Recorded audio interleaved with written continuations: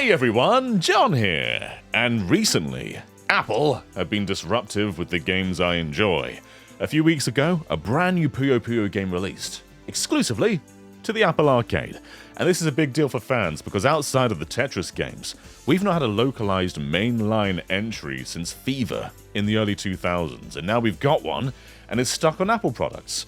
We've had this before with Sega games like Sonic Dream Team and Choo Choo Rocket Universe, which no longer even exists because it was delisted from the arcade and never put anywhere else. It's a whole thing. And because of Puyo Puyo, I have finally taken the plunge. I've never owned an Apple product before, and that's not some kind of weird brag. I've just always had alternatives to use rather than iPhones and iPads and iPods. And look, I'm not gonna invest thousands or hundreds in their ecosystem. And so what I did was I found the cheapest possible entry, and that is the Apple TV. This is the first gen 4K, and it cost me £40 on eBay. And with this, I have access to the Apple Arcade. I can simply sync up a DualSense and start playing pretty much everything they have to offer. And so, let's explore. Is Apple Arcade worth it? Is it worth all these games being taken prisoner? Let's find out. But before we do, this video is sponsored by Factor 75. Thanks to their no-hassle prepared food, there's no need to worry or set aside large chunks of time to sort out dinner or lunch. Just grab one of their chef-quality meals, heat it up for 2 minutes, and there you go. You can eat before some of these games even finish downloading. There's over 27 options every week, and plans range from 4 to 18 meals on a weekly basis. If you're trying to better your health, you can totally do that. Factor's ingredients are dietitian approved and can get you the nutrition you need. Do you think I've got time to play Sonic Dream Team and cook a meal? No way, buddy! But the game is making me hungry. I want to eat all these colors. And as a hungry gamer, I've got 2 choices. Eat the controller or stick with Factor. And controllers aren't recommended by dietitians. Get 50% off your first Factor box and free wellness shots for life using my link. That means you choose 2 free wellness shots from 3 available flavors for every order while you're an active subscriber. Click the link in the description or scan the QR code. Thanks again to Factor 75 for sponsoring this video. Thank you, Factor. Now, before we go on, first I want to say that I don't blame any developers for taking Apple Arcade exclusivity. Get that back, get that dosh, get that money! Especially if you're a smaller developer. I think you should be paid the maximum amount for your work. With that said, this is definitely not the place I want to be playing these games. So many games are good on this service, and we'll be exploring a bunch of them. And while I can definitely admire their quality, I would still just love to play them somewhere else. So yeah, anyway, let's kick off with Sonic Dream Team. This is the game that nearly made me do this months ago. Sonic Dream Team, a fully original 3D Sonic game by Hardlight. And what's interesting about this one is there's no 2D sections at all. This is a fully 3D game with multiple characters, and that sounds a little bit like a Sonic Adventure kind of game. And it really isn't that far from that. Sonic Dream Team feels really, really good. They found this great middle ground between the Sonic Adventure style and the boost style, and they did that by greatly de-emphasizing the boost. It's a recharge much like Sonic Frontiers, but it barely lasts long at all. You won't just be holding down the boost button and plowing through everything without really thinking. This is a much slower game than like Generations and Unleashed, and I think it is better for it. There's 6 playable characters, and by that I mean there are 3 playable characters. There's Sonic, Tails, and Knuckles, and then Amy, Cream, and Rouge. And you know what? They all play incredibly well. Everyone can boost and do the homing attack, but Sonic and Amy can also dash while in the air, giving them a bit more versatility as a speed character. Tails and Cream can fly, and this is generally quite slow. It's definitely not like Sonic Adventure style flying, but it gives you the versatility to explore. These are really good characters for finding red rings. And finally there's Knuckles and Rouge, and what's really interesting here is yes, they have the glide from Sonic Adventure, but it also declines extremely quickly. You'll start gliding for a little bit, and then you'll sort of plummet to the ground very, very fast. And I kinda like that. You know, I think that free gliding works really well in a sandbox environment where you're searching for things, but that's not really what Sonic Dream Team is. So in more of a linear case, yeah, I think this is a good middle ground to keep things flowing well. So the base gameplay is great. Everyone feels good. The levels are really good. So, what's the catch? What's the problem with this game? Well, there are only 4 worlds, and they force you to repeat every single act multiple times with slightly different objectives. And when I say slightly different, for the most part, I don't mean different at all. It'd just be like, hey, run through as Sonic. Hey, now you gotta run through these rings as Cream. It's extremely repetitive. As the late game approached, I'd find myself doing the first act of a level extremely slowly to find the red rings, because they're pretty much mandatory. You need a certain amount of clears to keep progressing the story, and red rings contribute to that as well. So instead of just taking in the level and fully appreciating it, I'll just slow down and stop a lot of the time and look around for red rings. And yeah, this game has a free camera. That's weird for a Sonic game. And also, the draw distance is surprisingly good. Like, look over there. You can see the red ring. That would not be the case in Sonic Frontiers. Sega Hardlight made a great basis for a game, great playable characters, great core gameplay, great level design, but there just isn't enough of it. And instead of allowing it to just be a short game, they did the worst thing they could and just stretched it out as far as it can go. And even then, it's still not very long, but it definitely starts to outstay its welcome. Still, the potential is there, and I fully believe in Hardlight. Sonic Dream Team is legitimately one of the best 3D Sonics in years. I think Hardlight, if they had a bit more time, a bit more resources, they could definitely make a very competent 3D game, and I'd love to see them get the reins to a full-on premium entry someday. They deserve it. But what about another game, another Sega game? How about a big one that's recently released? Puyo Puyo Puzzle Pop, which is a confusing title given the franchise used to be called Puyo Pop in the West. Now we've got Puyo Puyo Puzzle Pop. And the hashtag is Puyo Pop. What are you doing here? Puyo Puyo Puzzle Pop is an absolutely massive game. Every single line of dialogue is fully voiced. Every playable character has their own campaign with their own dialogue and story. There is so much crammed in here.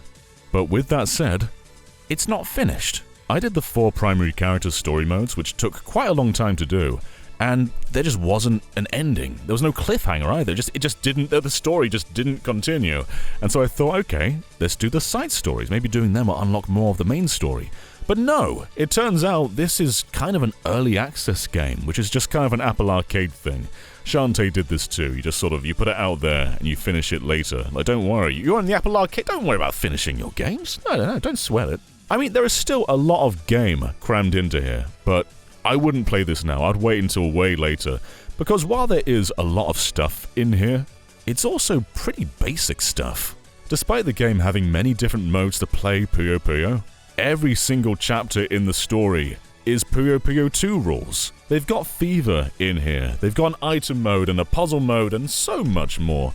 And yet, everything is just basic Puyo Puyo. I mean, every now and then there are these very small challenge levels. They're mostly optional, but they only last a few moments once you understand what to do. Like, the core of the game is just playing Puyo Puyo 2 endlessly. And the story itself is pretty basic. The Puyo cast have found themselves in a dream realm. Wait, hang on. That's what Sonic Dream Team was! Sega, you can't do that twice! Anyway, you meet a character, you tell them, hey, we're in the dream world, but someone's put us here. Could it have been you? Let's find out with a Puyo battle. And it's just that repeated forever. Yeah, there's some pretty good writing and some great voice acting, but it's so simple. And it isn't just that the game isn't finished, it also feels quite unpolished. Like, there's quite a few instances where the written word doesn't actually match the voice acting. Yeah, I guess so. I can at least figure out whether she's the culprit or not. That's not what she said down there. And the mixing can be quite off too. Some characters are just much louder than other characters, and sometimes just some lines are way quieter than others. There's also some lovely typos. Extras. So while the story mode is big, it's also pretty underwhelming and unfinished. And when it comes to online, no one is playing. Most of the time I got an error, or I found an AI substitute, and you can tell it's an AI because they play incredibly slowly. You can tell it's a real player when it's lagging. I don't think this is a bad Puyo Puyo game. I mean, I really love the art style. It's Puyo Puyo Chronicle, but in HD, and it looks fantastic. And the general game modes are really good. I also really love that on the main menu, there's an option just to go straight into multiplayer. That's fantastic. What it comes down to really is most people will not need this game. This is mostly for the big Puyo Puyo mega fans, or just people who want Puyo Puyo on an Apple device. It's not doing anything new to evolve the series. The core gameplay feels exactly the same as other modern games. And unfortunately, right now it just feels like I'm playtesting a game that others will play in the future and have a better experience with, because what I'm playing right now is not ready. So those are the two recent Sega big boys of the Apple Arcade, Sonic Dream Team and Puyo Puyo Puzzle Pop. And while there are some other huge Apple Arcade games, first, I want to show you a crime. Come see a crime, fellas. This is Amazing Bomberman. Just take in the menu a moment. This is a vibe. Well, hold on to that thought, because here is the gameplay. This is like a dream come true. I absolutely adore everything about the premise of this game. It's so cool to look at and play, and I love how all the bombs going off synchronizes with the song. Like, it's so damn cool. So what's the problem this time? Well, somehow, Amazing Bomberman, a Bomberman game. Bomberman. You know Bomberman? You sit on the couch with people, it has no local multiplayer. There is no local multiplayer at all. You can only play with people online, and no one is playing online. It's just the AI. And the problem with the AI is they are so robotic. They're so stiff with their movements. They don't act like people. It's just not particularly fun to play with the AI. And so you get this really cool Bomberman concept, but you can't really enjoy it in the long term. It just begins to outstay its welcome because the game just feels so rigid with these AI characters. And while the songs can change, every arena is pretty much the same as well. This game should have been the easiest win ever. It's the coolest concept for Bomberman. Yet somehow, again, it doesn't feel finished. And this game was released years ago, so there's no chance they're gonna finish it now. But hopefully one day, we get a fully featured Amazing Bomberman on other consoles, just taking the core premise, making the AI better, making it local multiplayer, adding more stages, just making it a full-featured game. But as it is right now, it is just massive missed potential. How do you craft a game so conceptually cool and just leave it there? There's so much more they can do with that premise of Bomberman, and I hope someday it escapes the Apple Arcade and becomes a full-fledged, fully thought-out game. Now, this is going to be the last of our more focused segments. I want to show you Fantasian. I'm sure you've all been waiting for this game to appear. It truly is incredible, and there have been trademarks and listings of it coming to other platforms. There's actually a Steam page lurking around the corner for this game. But let me just show you how good it is, and I hope we can all play it in a more comfortable way really, really soon. Now, the big boy of the Apple Arcade, from Mistwalker, known for the golden age of Final Fantasy, and The Last Story, and Lost Odyssey. Both bangers, by the way. This is Fantasian. And what they've basically made here is a PlayStation-era Final Fantasy game using modern tools. And what I mean by that is not only are they using HD real-time graphics, but they've done something you wouldn't have been able to do in the 90s, and that's make actual sets, real-life sets. The team behind this game made actual real-life dioramas, which they took pictures of and scanned in to put into the game. And it is absolutely beautiful. It's breathtaking. This is outright one of the best looking games out there. They fully achieved their vision, and it is bonkers. The battles themselves are very traditional, and I like it that way. They're not trying to do anything that doesn't work, it's just kind of rooted in the core of the genre, and the enemy design and set pieces just make this work extraordinarily well. The only thing I think would modernize this a bit more is voice acting, but it works. If you're dissatisfied with the direction of Final Fantasy, and you want something a bit more traditional, you want more of what you fell in love with in the first place, don't wait on Square to do that with Final Fantasy. Fantasian is here. This is exactly what you want. It's done by the talent responsible for those games, and it achieves what it sets out to do with flying colors. With that said, I stopped playing this game because I want to fully appreciate everything it has to offer when it eventually comes to other platforms, which seemingly it is. I would not buy an Apple device to play Fantasian. Wait it out. Eventually, it seems to be coming. Just join the patient express with me. Rayman Mini, a fully exclusive Rayman made from the ground up for Apple Arcade. This seems like it should be a really big deal, right? It's reusing a bunch of Rayman Legends assets, which is totally fine, and Rayman finds himself on a mini adventure where he is absolutely tiny and the world is huge. It's a macro world. And if you can't tell by the gameplay, this is an automatic endless runner, and that's not new ground for Rayman. In fact, I played this like a decade ago with Rayman Jungle Run. And look, Rayman Mini is very good in its own right, but it doesn't feel like anything particularly new. It's just kind of more of those endless runner Rayman games. It's good, but nothing huge. This is Taiko no Tatsujin Pop Tap Beat, and honestly, it's not very different to other modern Taiko games. It's using the exact same blueprint, and that is pretty cool to have a full-fledged Taiko game on a mobile. While you'll recognize the majority of the lineup, there are still a couple of exclusive songs. My favorite anime, Moana. This game rocks, though of course there's not a whole lot to note about this specific version, it's just you should be playing Taiko in any capacity. Pac-Man Party Royale. Another Pac-Man Royale game. Here's a quick rundown. There's Pac-Man Battle Royale. That is not a Battle Royale. There's Pac-Man Mega Tunnel Battle for Stadia. That was a Battle Royale. Doesn't exist anymore. There's Pac-Man 99. Also a Battle Royale. Doesn't exist anymore. There's Pac-Man Battle Royale Championship. That's not a Battle Royale. There's Pac-Man Mega Tunnel Battle Chomp Champs. That's a Battle Royale. And finally, there's this game, Pac-Man Party Royale. This isn't a Battle Royale either. There will be a test later. This is a 4-player Pac-Man game where you're competing to be the last guy standing. Power pellets make you faster, you can get laser eyes to destroy the other Pac-Men, you can return to the field by colliding with someone while in ghost form. It's just a cool, competitive version of Pac-Man. And there's a story mode too. Kill all the ghosts. Not defeat, kill them. Honestly, I like this game a ton. Although, I can't tell if the people online are real people. No one seems to be actual people in Apple Arcade games.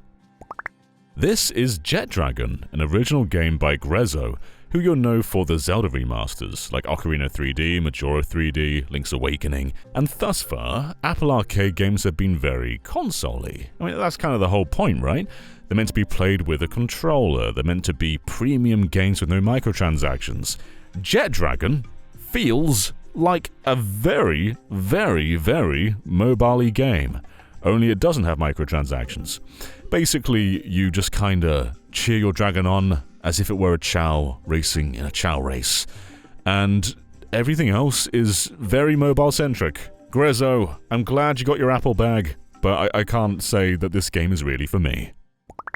Samba de Amigo! This is kinda wild. There are 3 different versions of Samba de Amigo. There's Samba de Amigo Party Central for the Switch, the big premium one, and it's also the worst one. There's a VR game on the Quest, pretty banging one, and then there's this Apple Arcade game, which isn't called Party Central, it's just called Samba de Amigo. But this is everything the Switch game had, including all the DLC, which Switch has to pay for. It's included here. But what isn't included in the Switch is a full-on story mode. That's exclusive to the Apple Arcade version. Quest doesn't have that either. It's only here. So you get the exact same game as on the Switch, all the DLC, and then an exclusive story mode where Amigo dies. Oh, he's okay. This is absolutely bonkers. There's some full-on, really well-produced CG cutscenes in here. Although the bulk of the game is just kind of these very simple text boxes, but it recontextualizes the entire game. There's a progression here now, and just feels like this is missing from the game that you actually pay for. It's crazy. Anyway, here's Rhythm Thief.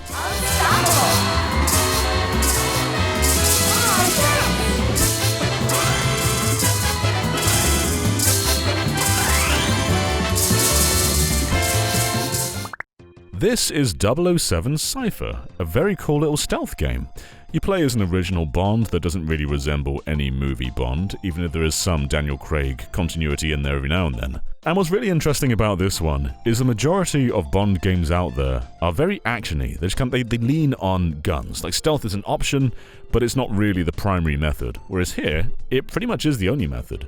You've got to sneak around, you've got to use your gadgets, and while you can go around shooting, it'll probably end in you dying. I had a great time with this one. I would love for this to come to the Switch.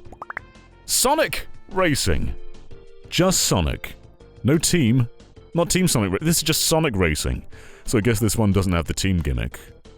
Oh no, it does.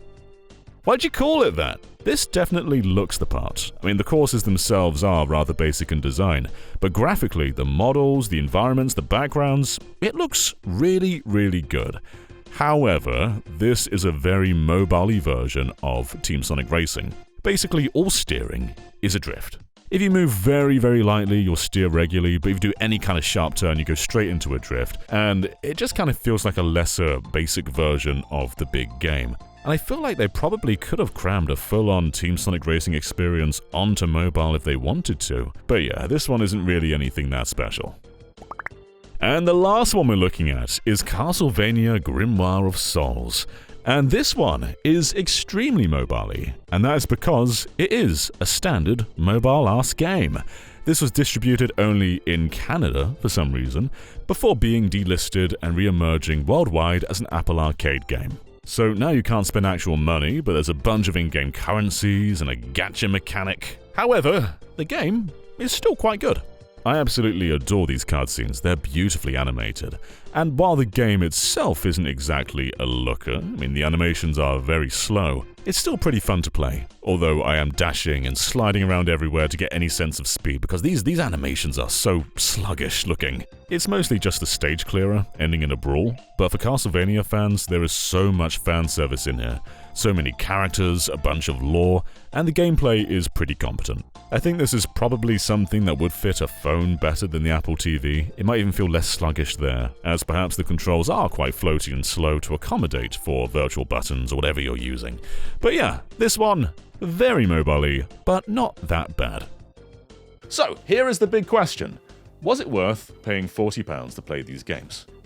Yeah, a lot of them are legitimately very good. Sonic Dream Team is good. Puyo Puyo is good. Fantasian is good. That 007 game, surprisingly good. That Bomberman game, it upsets me, but I enjoyed what it offered, at least via its premise. Now, the other question is, will I be subscribed to Apple Arcade for eternity? And the answer to that is no. No, I will not be. I think that service definitely has its place, and it's something that I may subscribe to whenever they add something cool, but it's not something that's going to join my list of active subscriptions. This just isn't where I play games, and if I had another Apple product like an iPhone, it wouldn't be where I play games. See, the whole ecosystem concept is complicated. I've invested a lot of hours into the PS5 and the Switch and the Series X that I just don't really have the time or the respect to put more hours into this. Whereas if these games were to come to the platforms that I have already established, absolutely, I'll devour them. But as it is, this is more of just a gateway to enable me to trial these for now. I do hope many of these escape the Apple Arcade and are purchasable, for one. That is definitely a big concern, given Choo Choo Rocket Universe, as we discussed in the intro, just kind of got delisted when their Apple Arcade contract expired. Maybe they could port it to other platforms, I don't know. Maybe somewhere in the contract it says when your contract expires, the game is just gone. You just can't put it elsewhere. Thankfully, other games have escaped. We've had Pocket Card Jockey, which has come to the Switch. We've had Easy Come Easy Golf, Clap Hands' spiritual successor to Everybody's Golf. That has gone elsewhere too. Many Apple Arcade games have gone to other platforms. And again, indie devs, take that money. If Apple offer it to you, take that dosh. But hopefully, it eventually leads to a path where more people can actually admire and play them in the ways that they want. So, I don't regret this, but I'm probably not going to use it much. Anyway, thank you for watching, and I will catch you next time. But before we go, I've got a hot take. I think subscription services work for most forms of media. I think for TV and film, yeah. For music, yeah. For audiobooks, yeah. these are all fairly passive forms of media. You put them on in the background, you enjoy them, you can go from one to the other relatively quickly. With video games, though, I don't really see subscription as any form of future. I think it works as an alternative choice, but as the primary form, not really. With games, many of them are dozens of hours long, and I think when you're on a subscription service, you do one of two things. Either you put a lot of time into one game, which probably isn't giving you your value for money, or you keep dipping into multiple games and you get the illusion of value for money. But are you actually playing the games? Are you actually finishing them? Or are you just going from one to the other and demoing them, in a sense? And that is where I don't think it really works. Apple Arcade has kind of the same problem. For me personally, I'm going to subscribe to it to play a game when it comes out. I'm not going to be actively subscribed forever, though. It's just, this is the only way to play those games, and so I guess that's what I have to do to play them. But it's not something I want to be a part of forever. And recently, I unsubscribed from Game Pass, because I found myself not really giving these games the amount of time they deserved. I played through Persona 3 Reload via Game Pass, really enjoyed that. But then I sort of noticed I haven't really played a lot of games on this service in months. Like, it's exciting when something new gets added that I can play, but when that doesn't happen, when there isn't something that I have the desire to play, it's just sitting in my pocket, it's just burning away. And I just thought, I think I'd just rather own these games. I think I'd just rather buy them on a game-by-game basis than be trickled along until eventually something that I want to play appears. That's what I feel anyway. I think with TV and film, yeah, it totally works. Netflix works, Disney works to some extent. But with games, I don't really see the future. I think it works as an alternative, but nothing more. I've been rambling for a while. I'll see you next time. Bye, everyone.